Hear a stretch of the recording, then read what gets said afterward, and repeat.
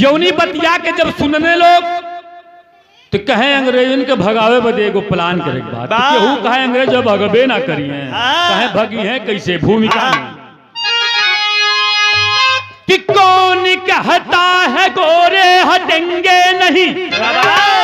भारत की सरजमी है बपवती नहीं,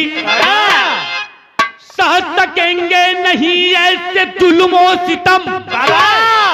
देखने की सोच रखना चुनौती नहीं, मिट कर मिटा देंगे माँ की कसम, बच गया आज रणभेरी घने ना चुने।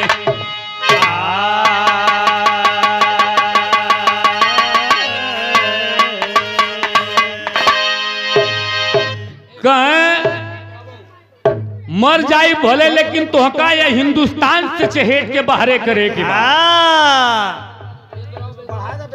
बेस बढ़ा दीजिए थोड़ा सा। जब यौनी बात के जवानन में पता चलल बाबा कि उदा देवी इस वीर गति को प्राप्त भईनी, अंग्रेजन द्वारा मारल गईनी, तो देश में सब लोग एकजुट भईने। ये अंग्रेजन के भगावे बदे प्लान भई। गीत का लाइन में बड़ी पुरानी गीत है गुरु जी।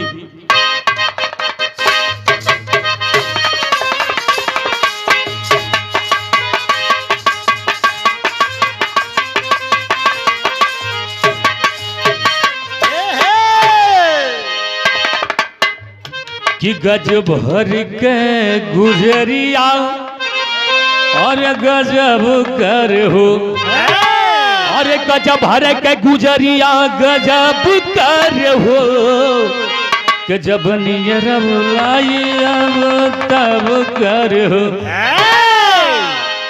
लेकिन भाव कितना सुंदर लिखल गई कि आज बीरवन कटोलिया निसारी गई हो, आज बीरवन कटोलिया निसारी गई हो, आज बीरवन कटोलिया निसारी गई हो। जब बीरवन कटोलिया निसारी गई हो, किया जब बीरवन कटोलिया आज बीरवन कटोलिया निसारी गई हो, आज बीरवन कटोलिया निसारी गई हो। जोनी समय वीर निकलल हुए अंतरा में बतावे के भी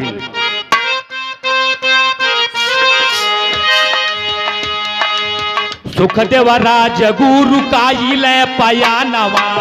सुखदेव राजगुरु काइले पयानवा, सुखदेव राजगुरु काइले पयानवा। गाधिक साथ वीर काइले पयानवा, गाधिक साथ वीर काइले पयानवा, वीर काइले पयानवा। तो चिंता देश के हलतिया, अरे चिंता देश के हलतिया बिगाड़ी गईली हो, किया जब बीरवन कटोलिया आज बीरवन कटोलिया निसारी गई हो, आज बीरवन कटोलिया निसारी गई हो।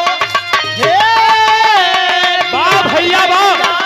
निसारी गई हो, आज बीरवन कटोलिया निसारी गई हो, आज बीरवन कटोलिया निसारी गई हो। यस फक बुल्ला खान वीर नौजवनवा, कि यस फक बुल्ला खान वीर नौजवानवा,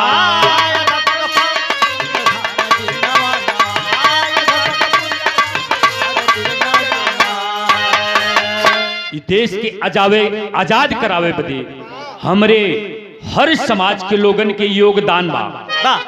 यह तो फकबुल्ला खान वीर नौजवानवा,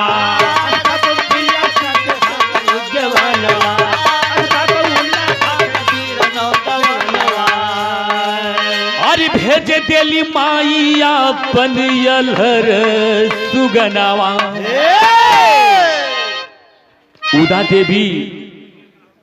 कि जब अंग्रेज मार दहन तब ऐसी योजना बनल, सब केहू एकजुट होकर के अंग्रेजन के भगावे के प्लान कइले। और कितना माइन के कोखिया अरे उजारी गईली हो किया जबी रवन कटोलिया नी करी गई हो आज बीरावन कटोलिया निकाली गई हो आज बीरावन कटोलिया निकाली गई ना हो निकाली गई ना हो आज बीरावन कटोलिया निकाली गई ना आज बीरावन कटोलिया निकाली गई ना सब केहू कुर्बानी देवे बदे तैयार हो गई का कि चलले वतनवा पे देव कुर्बानी चलना वतनवा पे देव कुर्बानी चलना वतनवा पे देव कुर्बानी और चंद्रशेखर आजाद बन के तूफानी चंद्रशेखर आजाद बन के तूफानी चंद्रशेखर आजाद बन के तूफानी तब भगत सिंह अरे भगत सिंह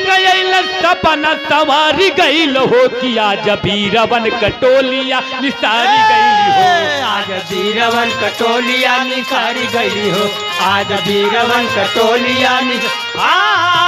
निसारी गई ना हो निसारी गई ना हो निसारी गई ना आज बीरवन कटोलिया निसारी गई ना आज बीरवन कटोलिया निसारी गई ना जौनी समय अंग्रेज से जब लड़ाई भइल तो भगत सिंह ने तो गर्लफ्रेंड अलफ्रेंड पार कमे अरे बनल तूफानवा इलाहाबाद में अलफ्रेंड पार्क बताया जाता है वहां आज भी मौजूद है आज भी उनकी प्रतिमा लगी हुई है कि अलफ्रेंड पार्क में मां चले तूफानवा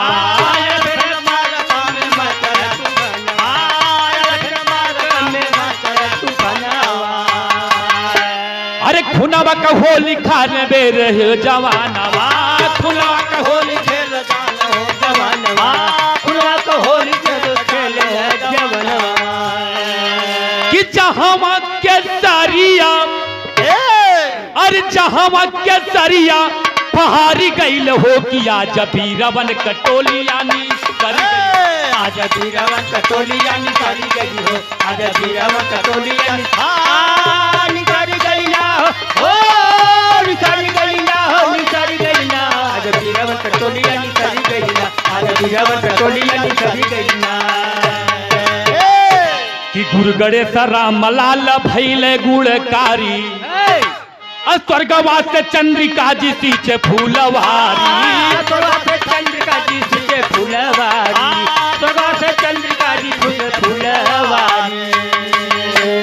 तू साकी कवि के कविता और साकी कवि के कविता अरे निसर गई नी हो कि आज भी रवन कटोलिया निसर गई नी हो आज बीरवन कटोलिया निकाली गई हो आज बीरवन कटोलिया निकाली गई ना हो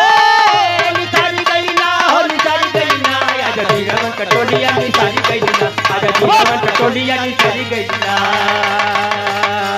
बड़े भाई अकबर जी आप आइए